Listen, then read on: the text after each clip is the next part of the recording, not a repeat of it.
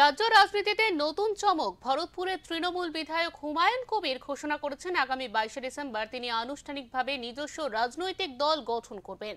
তার এই ঘোষণার পর থেকেই রাজনৈতিক মহলে শুরু হয়েছে জোর চর্চা। মুর্শিদাবাদ থেকে কলকাতা সর্বত্রই এখন একটাই প্রশ্ন, হুমায়ুন কবিরের নতুন দল রাজ্যের রাজনীতিতে কতটা প্রভাব ফেলতে পারে। শনিবার স্থানীয় কর্মীদের সঙ্গে বৈঠকে সরাসরি হুমায়ুন কবির বলেন, আর রাগঢাক করতে চায় না, নতুন দল গঠনের সিদ্ধান্ত নিয়েছে, আমি সেই দলের চেয়ারম্যান হব। আগামী 22শে ডিসেম্বর বহরমপুর টেক্সটাইল কলেজ মোড়ে প্রায় 50,000 মানুষের উপস্থিতিতে এই দলের ঘোষণা করব। আমার সঙ্গে যারা এমএলএ, এমপি, প্রধান, পঞ্চায়েত সমিতি, জেলা পরিষদ ভোট দিয়ে যাদের নির্বাচিত করার ক্ষমতা আছে, সেই আপামর জনগণ থাকবে। আমি দলের চেয়ারম্যান, আমার সঙ্গে কে থাকবে, আর 22শে ডিসেম্বর লাইন করে দাঁড় করিয়ে দিব আসে, তাদের পদ ঘোষণা করব।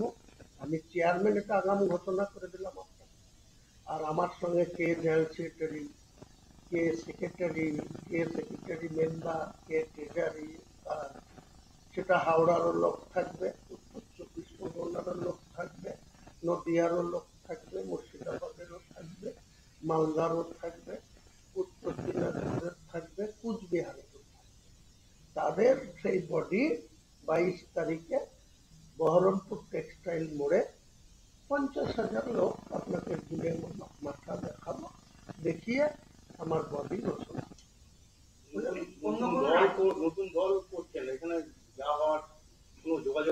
সিদ্ধান্ত একদম এই ব্যাপারে আমি কোনো মতেই কোনো কিছুর বিনিময়ে আমি আর কিছু